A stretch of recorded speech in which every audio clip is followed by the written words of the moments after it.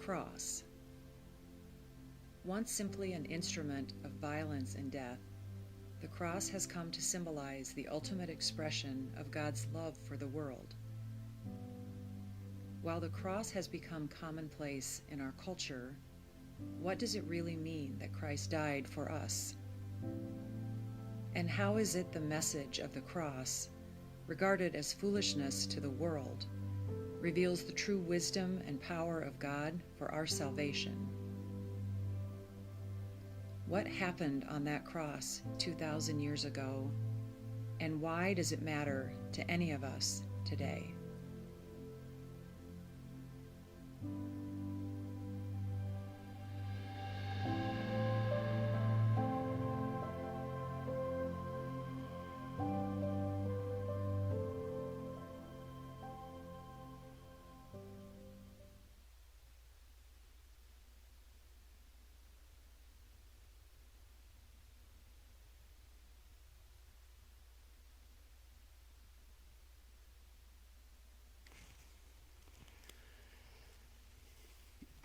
Well, good morning, everyone. My name is Michael Fahrenbruch. I'm an intern here at Trinity Reformed Church, and it is truly a privilege to get to come and preach to you all this morning, to just examine some more about the cross and dig into God's Word together. This week we're looking at the cross as substitution, as we've been going through the series of these different kind of things that we think about the cross. And the cross as substitution is, I was really excited to see that this was the week that I was up, because about 10, 11 years ago, I spent a summer in Boston on a summer project with Campus Crusade and helped out with their ministry there in Boston. And one of the leaders there had a theory that he had shared with us. And it was this idea that God has written the story of redemption and salvation on the hearts of every person, whether they're a believer or not, whether they know it or not. There is something about salvation, and specifically there's something about how salvation happened that everyone through ages can understand and can appreciate, even if they can't relate that to Jesus or to the one true God. He specifically talked about this in media. So one of my favorite novels of all time is A Tale of Two Cities. And in A Tale of Two Cities, there is a point in the story where one of the main characters offers themselves in place of someone else. Not just, they don't help somebody they love, they don't make a sacrifice for somebody they love, but they literally take the place of someone else to save them. And this story has been a classic novel. It's read by children or high schoolers year after year. And another example is Casablanca, which is one of my favorite films of all time.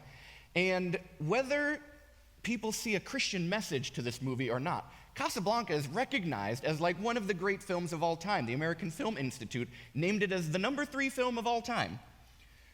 The American Film Institute, there are some Christians there are plenty of non-Christians there, but this movie is recognized as a great work of art. And in it again, there is this key point where one of the characters takes the place of another person. They don't just do a nice act of love or help somebody out that they love or maybe suffer a little bit for a person they love. They literally take the place of another person to save somebody they love. These stories are written throughout history in songs and movie and books, and this story of substitutionary atonement has been recognized by people for centuries, for millennia, whether or not they can tie that to the story of the cross. And so today I want to look at the cross as substitution and understand a little bit about what that is that might be inherently written on our hearts. Now, I also don't want this to seem like it's a really easy thing to understand because it's written on our hearts. Also this week, looking into some people talking about substitutionary atonement, I found a quote by Pastor Heidi DeYoung, a Reformed pastor in Ontario. And as she was thinking about substitutionary atonement and preaching on substitution, she said, "I found myself weeping because I do not understand substitutionary atonement. The more I think I understand it, the more I read about it, the less I understand it, the less satisfied I am with it." So this is not a simple, easy concept. Even if God has written it on all of our hearts, it is not this easy thing to understand. So today, I wanted to take you all back to the elementary writing days with the 5 W's. Good old who, what, when, where, why. Remember that? And don't tell my seminary professors that does mean there are 5 points instead of 3. Going a little off book, but I want to look into these different elements of the cross, and particularly in terms of this substitution. So the first W is who. Well, that should be easy. The who is Jesus, right? Well, if you would like to turn with me to our first passage today, it's in Galatians chapter 3.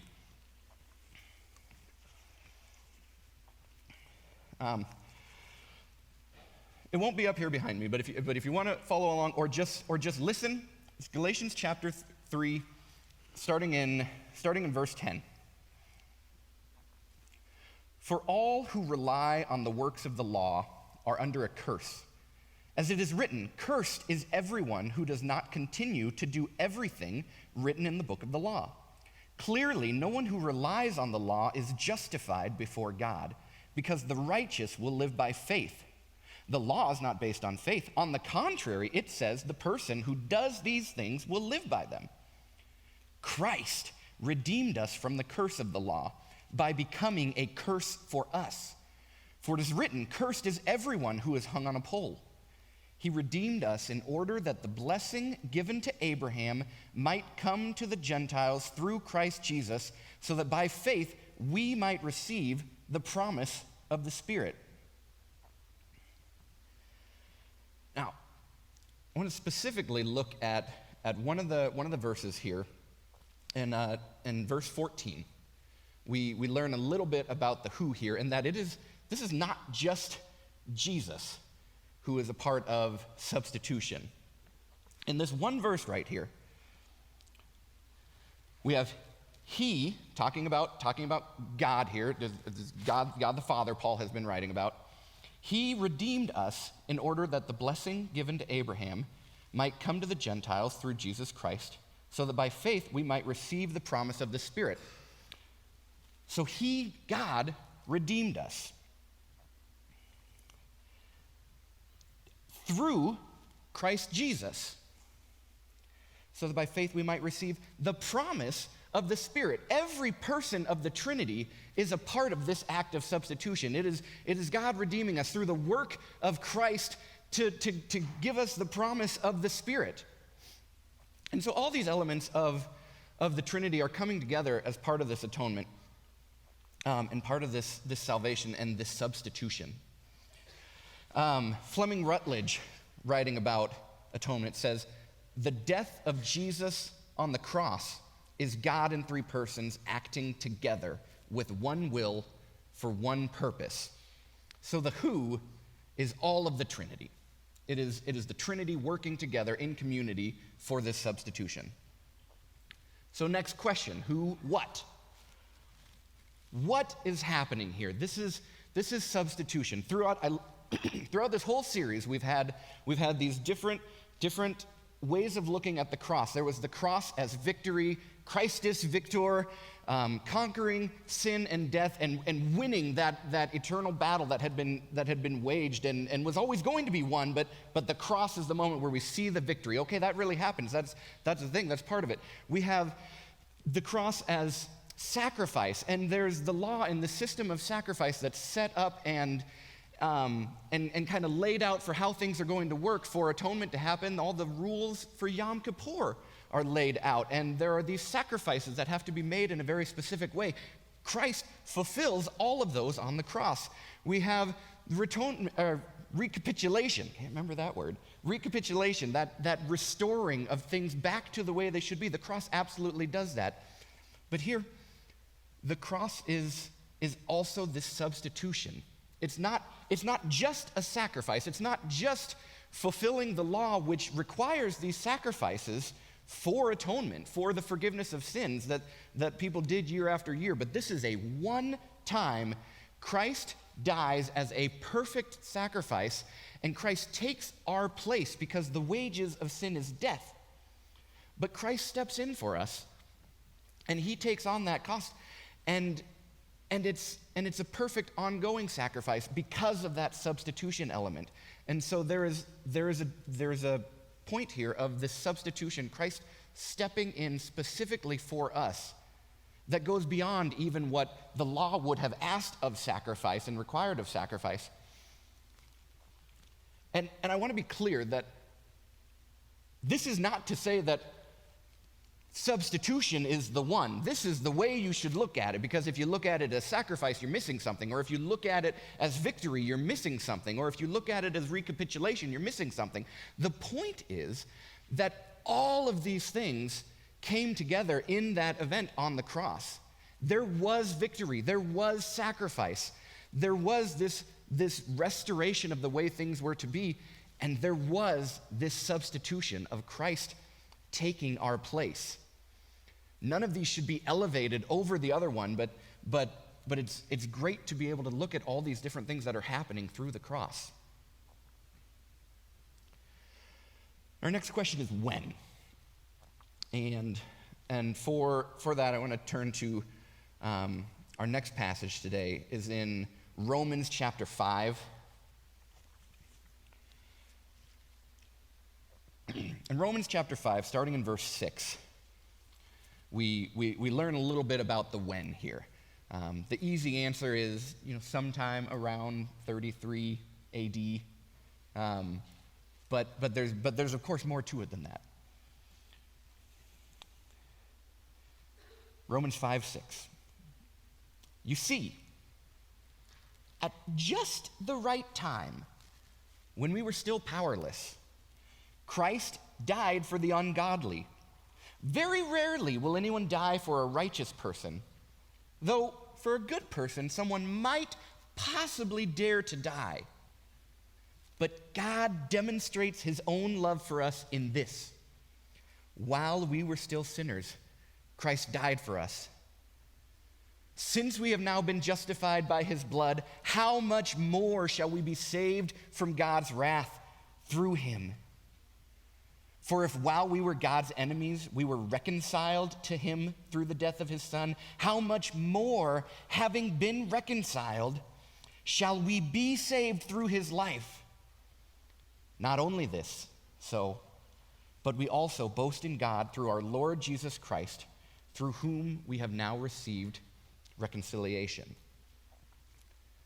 So it's when we were still sinners. It's when we were still sinners, and this passage I love. It's just the right time. This was God's plan all along. It was never going to be when we figure it all out. When we learn how to fully obey the law, then this wonderful event that will conquer death, that will win, that will save us all from what we deserve. It's offered while we're still sinners. It's offered while we're enemies of God. It's offered to everyone who will receive it or not. It is offered in that time before there's any act of turning to God in response to this.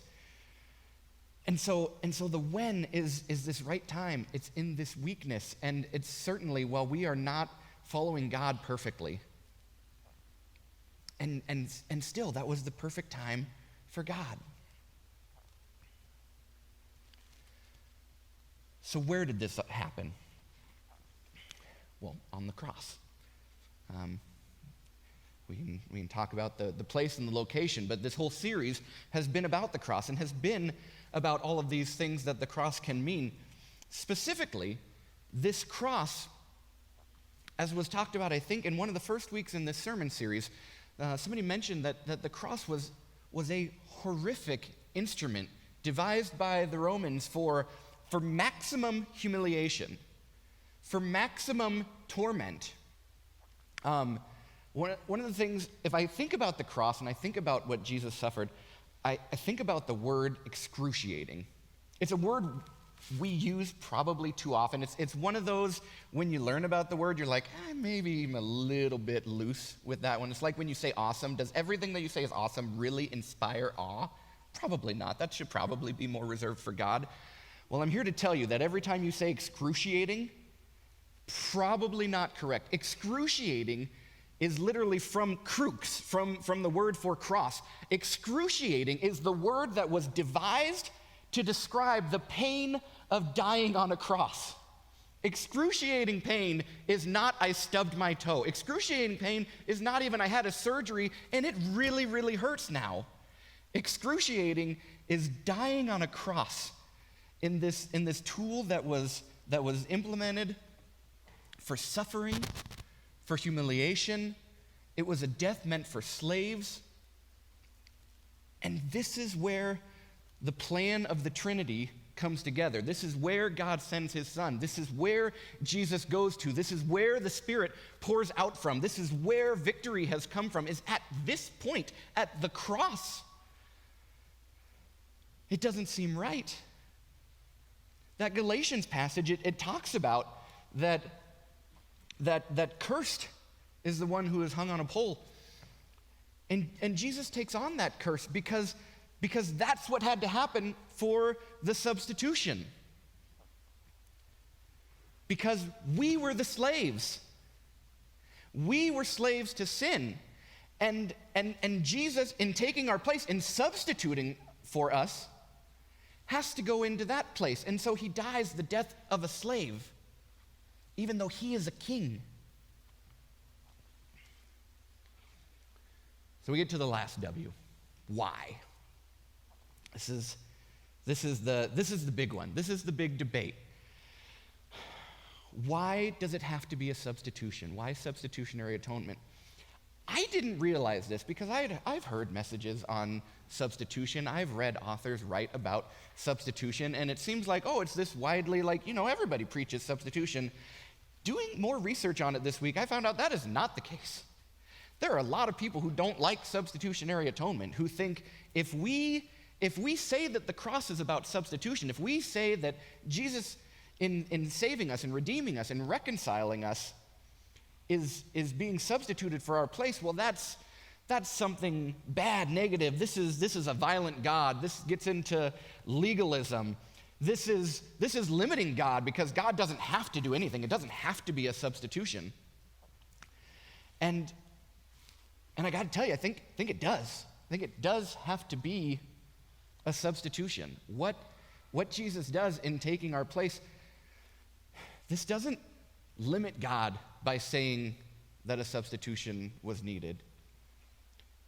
Because God is loving and God is merciful, but God is also just, and there is a cost for these things, and we should be paying the cost.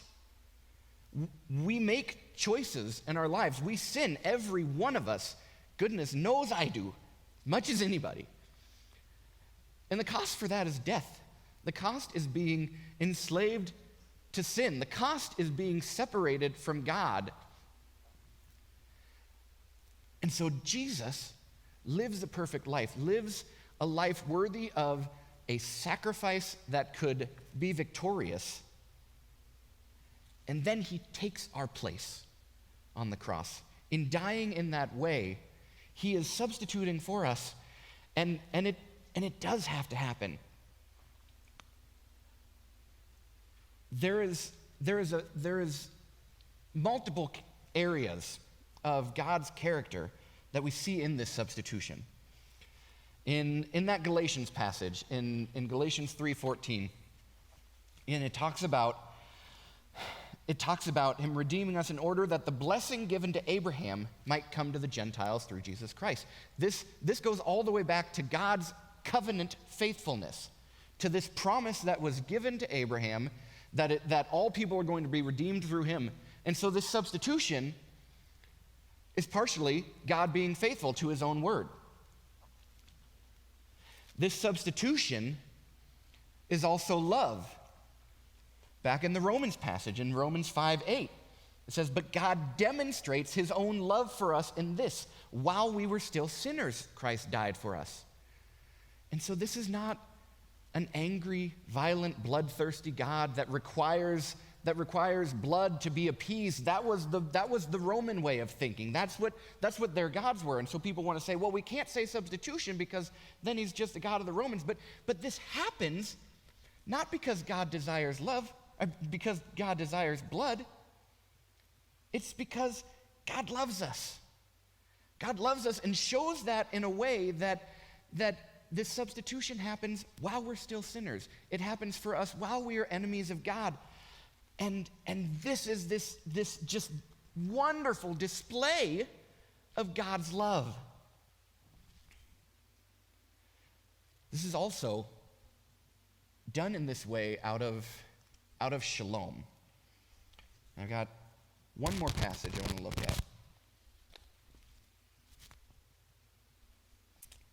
at. In Isaiah 53, there's plenty that speaks to the cross long before Jesus came to earth. And Isaiah 53 is the suffering servant. And this poem talks about one of God who will come, who's being promised, again, to this faithfulness, the one who is promised. And as Isaiah 53, starting in verse 3, he was despised and rejected by mankind, a man of suffering and familiar with pain. Like one from whom people hide their faces, he was despised and we held him in low esteem. This sounds like the Jesus that we're talking about, the suffering that he took on the cross, the being despised and rejected absolutely happens. There's a reason that the New Testament comes back to this song in Isaiah often, because it so very much points to Jesus and many of the things that he did. Continuing verse 4, surely he took up our pain and bore our suffering, yet we considered him punished by God, stricken by him and afflicted. But, I love this word but. If you see but in the Bible, something awesome is coming next. Unless they're talking about, but the Israelites were unfaithful. But many, many times, I love this word. It comes from a kid, not so much. Comes in Scripture, but is a great word. He's stricken and afflicted, and we see him as being punished by God. But he was pierced for our transgressions. His suffering is in place of what we deserve. He was pierced for our transgressions. He was crushed for our sins. The punishment that brought us peace, the punishment that brings shalom. Remember this word shalom we've talked about. It's not just peace as in, oh, it's peacetime. There's no war going on. Things are going well. Things are nice and easy. This is shalom. This is God's peace, and there's something more to it. It's a wholeness. It's a things are as they should be. It is all is whole and right. The punishment that brings that kind of peace, that brings shalom, was on him in this act of substitution, and by his wounds we are healed. So it had to be this way. It had to be substitution. Now we've gone through the 5 W's. I should be done, right? And we'll move on with our days. Well, that's not the case, because there's one more question that I added on to the end, because I'm sneaky. What does this mean for us? Scott McKnight, in his book about atonement, a community of atonement, writes that all of theology should be looking to a practice, to a how we can participate, to a praxis, he calls it. But it's simply him saying that we have a part in all of this. And that's why I love in looking at this substitution being a thing of Trinity, is that there is a part for us to play. This was always something that was done in community, that was not one person of the Trinity, Jesus, going rogue and saying, hey guys, clear out, I got this. This was the Trinity working together in a perfect unity and harmony to bring shalom. And we get to be brought into that. There is a what can we do? Again, in that Romans passage, after we hear about the greatness and the extent of God's love and this happening while we are still sinners, then Paul continues. And in verse 10, he says there, for if while we were God's enemies, we were reconciled to him through the death of his son. So that's the reconciliation. The death happens, and we are reconciled. We are saved at that. The reconciliation is complete, but this verse continues. If while we're God's enemies, we're reconciled to him through the death of his son, how much more, having been reconciled, shall we be saved through his life? So I'll tell you, when that event, it happened while we were still sinners. It happened around 33 AD. That event actually happened. It is done. And then Jesus came back. Jesus is living today. And so Paul is writing about through his life. So this is going on. Even though we are reconciled, even though that is done, there is still more. How much more, having been reconciled, shall we be saved through his life? So this is an ongoing thing too. It's not a stopped. The term I love when people say it's that already not yet aspect of salvation. We are already saved. We are not yet finished. We are not yet sanctified. We are not yet to that perfect point of shalom, of wholeness, of things exactly as they should be. And so this step of sanctification continues. And we get to play a part in that. God invites us into this through the promise of the Holy Spirit that we have now received. We get to be a part of this ongoing thing. And so we can show this same love that God showed through sacrificial love, through substitutionary love. One more quote from Tim Keller, writing about substitution. Says, Jesus didn't have to die despite God's love. He had to die because of God's love. This shows God's love. Because all life-changing love is substitutionary sacrifice.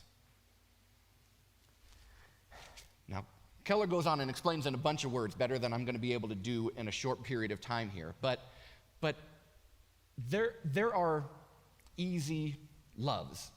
There are those people that you click with and it just works and you don't have to work at it and you feel love. Love exists outside of sacrificial love. But what he's talking about here is this life-changing love. Is substitutionary sacrifice. The life-changing thing that Jesus does on the cross, he substitutes for us and it changes all of our lives. And I want to tell you that we can take a part in that. We can't do what Jesus did. That reconciliation has already happened, and it could have only been fulfilled by God, by one who lived a perfect life according to the law, who fulfills the law. Doesn't come to abolish the law, but to fulfill the law. Only Jesus could have done that part. But how much more, having been reconciled, shall we be saved through his life? There is an ongoing part that we can take part in. And I want to tell you, it's this substitutionary, it's this sacrificial love.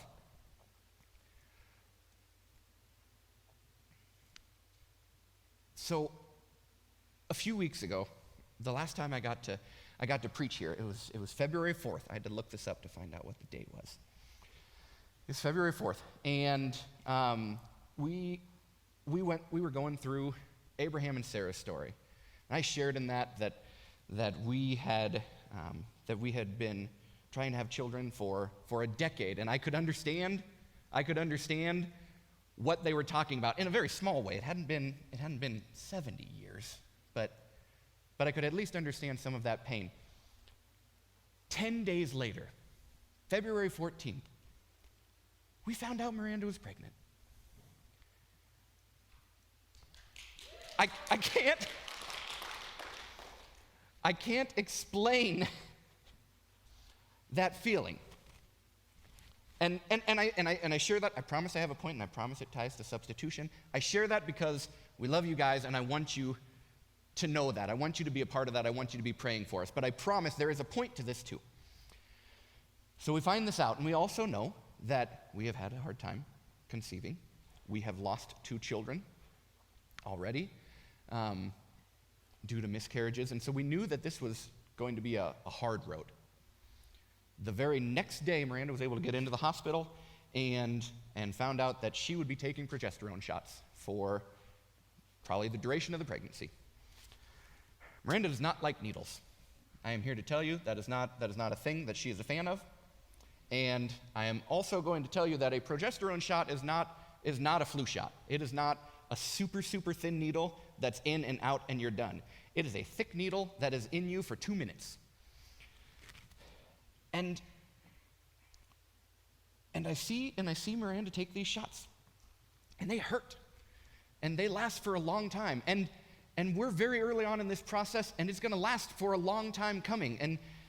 And she does this because she is willing to sacrifice in a small way for this person we don't know. We've never met. They've never done a kind thing for us in their life. Right now, kind of our enemy. All they're doing is making her hungry and have to take shots. But she's doing it because she's making this sacrifice out of love, out of love for this unborn child because we want to meet them. And there are other instances like that. I don't want to point to us as, oh, we're this great example of sacrificial love. I know families within this church who have taken in children, who have given of their time, who have shed so many tears, because those relationships where you change another person's life, where you help show Jesus to somebody who doesn't know them in the same way that you do, who does not have that same relationship with you do, and you change their life in that way, there is some sort of sacrifice involved. There is something that you are doing to give of yourself and probably suffering of yourself. And I think about parenting because that's what's on my mind. That is one of the biggest things in my life right now. It's raising Noah. It's caring for this unborn child. But I promise you, if you are single with no prospects, you can take part in this too. You are invited into this too. There are people out there, there are relationships that you're going to step into that God is going to put in your life, especially if you pray for these. And I want to tell you, don't do that lightly. Don't pray for these relationships where you can have substitutionary sacrifice lightly, because God will put them in your life, and they will never look like what you think they're going to look like. They will be something different entirely, but it will be a person who needs a part of you, where a piece of you will have to die or suffer or sacrifice to change this life. And we're invited into this. And I want to be very clear, just as in the redemption piece, we are invited into this not at all out of shame. This is not something that you should hear and be like, oh man, I think there is that one relationship that God might have put in my life, that person I can think of, and I don't like interacting with them. They are my enemy. They are not my friend. I don't love seeing them when they come in. I don't love talking to them whenever they find me. And you feel guilty and you feel bad that you didn't take the step that you were supposed to take. That is not what this is. This substitution that is written about through Scripture, this substitution that was done by the Trinity through Jesus on the cross, is not something that you are supposed to feel guilty or shameful about. It is something that we are given the privilege of taking part in because God saved us. That's done. You can't mess up that part. You can't do the wrong thing or fail to take the right step and make salvation not work. That's the beauty of it. It's already done, but it's not yet done. There's more. There's more sanctification going on. And often that sanctification is your own. Because I tell you, when you sacrifice for a child, when you sacrifice for that friend who's just a lot, when you make those sacrifices and when you substitute a piece of yourself, of your comfort, of your ease of life, when you substitute a piece of your peace, and you change that life, it brings joy. It brings love. It brings shalom. There is a more whole, perfect peace than just my stuff is easy. And so I do not want anybody walking away from this place thinking, oh gosh, I gotta substitute for someone. I want you to think whatever interactions you have had previously, whether you stepped perfectly out in faith or whether you ran in the other direction, I want you to think going forward, God, I get to take part in substitution. I get to be a part of this wonderful thing that was done for me, and we recognize it in our own life and can't help but step out the next time. And when you don't step out that next time, you still have another chance, and God will keep putting those instances in your life. Just take a faithful step, and you will be shocked to find out how much joy can come from it. I pray that we are able to love our fellow sinners while they're still sinners, to not ask everyone around us to meet us where we are, but to meet them where they are. That we would have this joy of this Spirit, this knowledge of what has been done for us, and this excitement for what we get to take part in. That we can be a part of this cross as substitution, and we can offer that bit of ourselves for others. Please pray with me. Heavenly Father, we thank you. We thank you for the many blessings that you bless us all with, for the comfort that we live in, and when we don't live in comfort, for the people around us, and when we don't have those people around us, for the way you made us, and when we're not happy with the way you made us, for redeeming us anyway, for reconciling us anyway, when it seems like nothing else in our life is exactly right. When we think we are not enough, we can still know that you love us, that you made us in your image, and that you take us, having completely distorted and corrupted that image and done wrong so many times, and you still love us. We thank you for the cross. We thank you for the victory and the sacrifice and the restoration and the substitution that happened on the cross. We thank you for the victory over death that came when Jesus was raised after that. We thank you for all these many things, Lord, and we thank you for the opportunity that you give us to take part in shalom, that you give us to take part in restoration. God, you can do it perfectly, but you allow us to help you and to be used by you and to be filled with your Spirit, to maybe not do things perfectly all the time, but to be a part of it, to get to try and help and feel that peace and joy that comes from stepping out in faith. And I pray that as we go from this place, that you would put those people in our lives. And I also pray for the moment after you put those people in our lives when we're maybe thinking, oh boy, why this person? Why in this way, God? This isn't what I was talking about. I pray that you help us remember that things don't always look the way we think. Things don't always happen in the way we want them to, but you have a right and perfect plan, that you have a perfect time. And I pray that we would step out, and I thank you for the opportunity to take part in that, Lord. Amen. Amen. Would you stand as we close in song together?